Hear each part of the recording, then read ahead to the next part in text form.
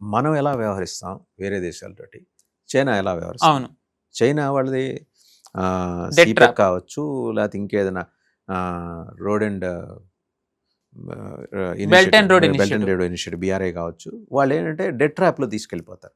మనం అలా కాకుండా మనతో పాటు మనం ఎదుగుతూ మనం డెవలప్ అవుతూ మనతో పాటు వీటిని కూడా మిగిలినది ఈ దేశాలను కూడా కరెక్ట్ ఈ మహాసాగర్తో లింక్ చేసే దేశాలను కూడా డెవలప్ చేస్తూ సైప్రస్ దాకా వెళ్ళాలి. సో ఈ 100%. క్రమంలో మన మీద డిపెండబిలిటీ, మన మీద విశ్వాసం అనేది ఈ దేశాలకు ఉంటుంది. బహుశా ఈ మెసేజ్ చెప్పడం కోసమే ప్రధానమంత్రి ఇన్ని దేశాలు టూర్ చేస్తున్నారేమో అనిపిస్తుంది. యూఆర్ 100% రైట్ అండి. ఎందుకంటే ఇప్పుడు అమెరికా చూసుకుంటే మనం అంటాం అమెరికా వసాల్ స్టేట్స్ కింద ఉంచాలి, ఎవరు ఎదగకూడదు అనుకుంటుందని. సో చైనా కూడా ఆబ్వియస్, చైనా మీరు చెప్పకనే చెప్పారు డెట్ ట్రాప్ అని. On the other hand Bharat చూసుకున్నట్టయితే మోదీ గారు ఎప్పుడు అంటారు వసుదైవ కుటుంబకం, వరల్డ్ ఈజ్ వన్ ఫ్యామిలీ అని. ఏ దేశానికైనా కష్టం వస్తే భారత్ ఎలా హెల్ప్ చేస్తున్నామో తెలుసు. ఈవెన్ టర్కీకి కూడా మనం పంపాం ఎర్త్క్వేక్ వస్తే. ఇప్పుడు వెనిజులాలో మనం చేస్తున్నాం హాస్పిటల్స్ కట్టి అవి. సో మనం ఎప్పుడు కూడా మనకి వేరే వాళ్ళు ఎదిగితే మనకి థ్రెట్ అనేది మనం అలా ఆలోచించాం. ఎందుకంటే గుడ్ విల్ డెవలప్ చేసుకుంటే పీపుల్ టు పీపుల్ రిలేషన్ కనుక ఉన్నట్టయితే it will always help. So in that way Modi గారిది ఫారెన్ డిప్లొమసీ ఏదైతే ఉందో మనం 100 ఇవ్వచ్చు. So in that way you're 100% correct. మనం ఎదగడంతో పాటు వాళ్ళు ఎదగాలని అనుకుంటాం. బట్ ఇక్కడ మనం ఇండోనేషియాకి ఇంత ఆఫర్ చేసినప్పుడు ఇండోనేషియా కూడా గివ్ అండ్ టేక్ ఉండాలి ట్రేడ్ లో. So what is Indonesia offering? వాళ్ళ కాంట్రిబ్యూషన్ ఏంటి? నికెల్ అనేది రేర్ ఎర్త్ మినరల్స్ లో ఒకటండి, క్రిటికల్ మినరల్స్. నికెల్ దేనికి ఇంపార్టెంట్ అంటే ఎలక్ట్రిక్ వెహికల్ ఇంజన్స్ కి నికెల్ లేకుండా మ్యానుఫ్యాక్చరింగ్ అవ్వడం ఇంపాసిబుల్. మనకి రేర్ ఎర్త్ లో తెలిసింది చైనా మోనోపొలీ చాలా ఎక్కువ. మోనోపొలీ చైనా ఎలా పెట్టుకుందంటే మనకు అమ్మదు, కావాల్సినవి టైంకి మనకి ఇవ్వాల్సినవి ఇవ్వదు, ఇచ్చినా సరే షార్టేజ్ లో ఇస్తుంది, ప్రైస్ ఫాల్టీస్ చాలా ఉంటాయి. అది కేవలం మనకే కాకుండా అది ప్రపంచానికి ఎంతగా వెళ్ళిందంటే ఒక చిన్న ఉదాహరణ ఏంటంటే అమెరికా ఫైటర్ జెట్స్ ఇప్పుడు అవి సర్వీస్ లోకి వచ్చాయి. వాళ్ళు సర్వీస్కి ఎలా తెచ్చారంటే రేడార్స్ లేవు దానికి. అంటే ఏంటి, శత్రువు ఎక్కడి నుంచి వస్తున్నాడు, ఇప్పుడు గాల్లో వెళ్తుంటే శత్రు స్థావరాలు ఎక్కడున్నాయి, అక్కడ మనం దేనిని లక్ష్యంగా చేసుకుని కొట్టాలి, మన వెనక ఎవరు వస్తున్నారు, వాళ్ళు ఆర్మ్ డౌనా కదా, మిసైల్ వేస్తున్నారా లేదా, వాళ్ళకి అవేవి తెలియాలి అంటే రేడార్స్ ఇంపార్టెంట్. ఆ రేడార్స్ లేకుండా ఒక ఫైటర్ జెట్ ని సర్వీస్ లో పెట్టారు. అంటే ఫైటర్ జెట్ ఉంది కానీ గుడ్డివాడు ఫైటర్ ఆ పైలట్. ఎందుకు? ఆ రేడార్స్ ఏవైతే ఉంటాయో వాటికి రేర్ ఎర్త్ మినరల్స్ చాలా ఇంపార్టెంట్. అవి చైనా సప్లై చేయట్లేదు. సో అంటే చైనా ఎలాంటి మైండ్ సెట్ తో అది వ్యవహరిస్తుందో మనం చూస్తున్నాం. సో మనం చైనా మీద ఆధారపడే పరిస్థితి లేదు. సో ఆల్టర్నేటివ్స్ మనం వెతికే క్రమంలో నికెల్ కి ఇండోనేషియాలో నికెల్ అబెండెంట్ గా ఉంది. సో ఏంటంటే ఇన్ గివ్ అండ్ టేక్. నాకు ఏదైతే నీ నుంచి కావాలో నాకు నికెల్ నువ్వు నిన్ను కాపాడుకోవడానికి ఏదైతే ఒక మిసైల్స్ బ్రహ్మోస్ కావాలో నేను నీకు అది ఇస్తాను. అఫ్ కోర్స్ వన్స్ ఇలాంటి డిఫెన్స్ డీల్స్ లో ఒకటి స్టార్ట్ అయినట్టయితే డౌన్ ద లైన్ చాలా వెళ్తాయి. ఫ్రమ్ బ్రహ్మోస్ నుంచి మనం డ్రోన్స్ ఇవ్వచ్చు, యాంటీ డ్రోన్ సిస్టమ్స్, లేకపోతే చిన్న నేవీకి కావాల్సినవి ఏమన్నా సప్లై చేయొచ్చు. But it is a good start. And at the same time nickel గనక మనకు వచ్చినట్టయితే చైనాకి ఒక రకంగా భయం ఏముంటుంది అంటే, ఇది ఐ థింక్ అన్ఫార్చునేట్లీ మనం ఎప్పుడు లాస్ట్ 2-3 టైమ్స్ నుంచి మన గవర్నమెంట్ గురించి చెప్తున్నాం, అచీవ్మెంట్స్ చెప్పకపోవడం. ఒక one of the rare achievement మనం చెప్పండి ఏంటి అంటే, మామూలుగా మనం చైనా నుంచి అన్ని ఇంపోర్ట్ చేసుకుంటాం అంటాం. సర్క్యూట్ బోర్డ్స్ చైనా మన నుంచి ఇంపోర్ట్ చేసుకుంటోంది. 20% ఇప్పుడు చైనాకి వెళ్ళే సర్క్యూట్ బోర్డ్స్ భారతదేశం నుంచి వెళ్తున్నాయి. We're exporting. But unfortunately it's a new thing అండి. పీసీబీస్ మనం ఎక్స్పోర్ట్ చేస్తున్నాం. ఇప్పుడు మనం వెళ్లే దాంట్లో ఐ థింక్ మెజారిటీ షేర్ మన వరల్డ్ కి ఇచ్చే దాంట్లో చైనాకి వెళ్తోంది. సో మనం చైనా మీద ఆధారపడడం ఎలా అయితే ఉందో చైనా కూడా క్రమక్రమంగా మన మీదే ఆధారపడుతూ వెళ్తోంది. ఇది గనక స్టార్ట్ అయినట్టయితే చైనా +1 అనే కాన్సెప్ట్ ఏదైతే ఉందో దాంట్లో భారత్ వయబుల్ పార్ట్నర్ అవుతుంది.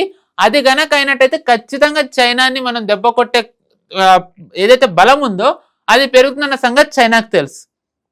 సో అందుకే అన్నాను డౌన్ ద లేన్ చైనాకి మనకి ఫేస్ ఆఫ్ అనేది ఇట్ ఈస్ ఎవిడెంట్. ఖచ్చితంగా ఒక డౌన్ ద లేన్ వస్తుంది. ఎందుకంటే మనం ఇలా వెళ్తే ఎస్పెషల్లీ విత్ నికెల్ మన చేతికి వచ్చినట్టయితే, ఇండియన్స్ మ్యానుఫ్యాక్చరింగ్ అయినట్టయితే మన ఎక్స్పోర్ట్ మార్కెట్ కూడా పెరుగుతుంది. సో చైనాది కాకుండా మనం ఫ్రీ ట్రేడ్ అగ్రిమెంట్లు చేసుకుంటున్నాం. ప్రపంచ దేశాలు ఇప్పుడు చైనా నుంచి దూరంగా వెళ్తుంటే మనం దగ్గర అవుతున్నాం. So in that way Indonesia ఏంటంటే వరల్డ్ మార్కెట్స్ కి మనం ఒక వయబుల్ ఆల్టర్నేటివ్ అవ్వడంలో హెల్ప్ అవుతుంది. సో ఇది ఇండోనేషియా ఓవరాల్ ఆస్పెక్ట్. దాని తర్వాత మోదీ గారు వెళ్ళేది ఎక్కడికి అంటే ఆస్ట్రేలియా. సో ఆస్ట్రేలియాకి మోదీ గారు చాలా యాంటనీ ఆల్బనీస్ పిఎం అయినప్పటి నుంచి ఐ థింక్ ఇది సెకండ్ టైం వెళ్ళడం. లాస్ట్ టైం చాలా గ్రాండ్ వెల్కమ్ ఇచ్చారు ఆయనకి అక్కడ one of the biggest stadiums లో డయాస్పరాతోని. బట్ అగైన్ ఇవన్నీ ఏంటి అంటే చూపించడానికి that okay we welcome you, మీరంటే మాకు ఇంత రెస్పెక్ట్, అక్కడున్న జనాలకు ఇండియన్స్ కి అపీస్ చేయడం సాటిస్ఫై. బట్ రియల్ ట్రేడ్ ఏంటి, వాట్ ఈస్ ద అగ్రిమెంట్ అంటే అమెరికా ఆస్ట్రేలియాతో కూడా మనం ఏంటి అంటే కాంప్రిహెన్సివ్ ఎకనామిక్ ట్రేడ్ మనం చేసుకుంటాం లైక్ ఎఫ్టీఏకి క్లోజ్ అవ్వడానికి. సో ఇప్పుడు ఏంటంటే మనం దానికి వెళ్తున్నాం, ఫ్రీ ట్రేడ్ అగ్రిమెంట్ దిశగా మనం ఆస్ట్రేలియాకి వెళ్తున్నాం. దీంతో పాటే ఆస్ట్రేలియాలో కూడా రేర్ ఎర్త్ మినరల్స్ చాలా ఉన్నాయి. If I'm not wrong lithium చాలా ఉంది. అగైన్ చైనాకి ఏదైతే మోనోపోలీ ఉందో దానికి ఇంకొక ఆల్టర్నేటివ్ బ్రేక్ చేయొచ్చు. సో మనం ఇక్కడ ఇండోనేషియాలో నికెల్, ఆస్ట్రేలియాలో లిథియం. ఎస్.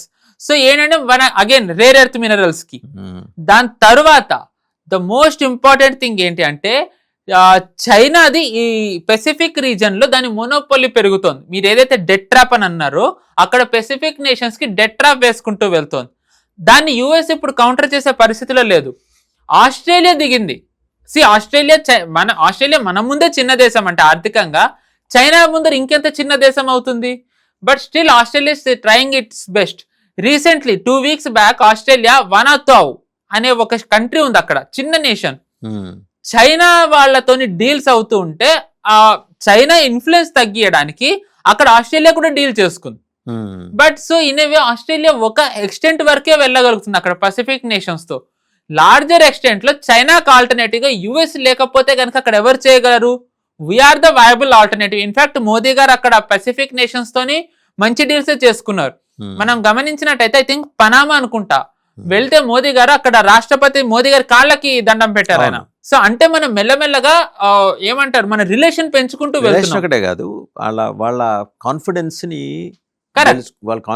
ని పొందటం, గెలుచుకోవటం, పురోధి చేసుకోవటం. ఎగ్జాక్ట్లీ.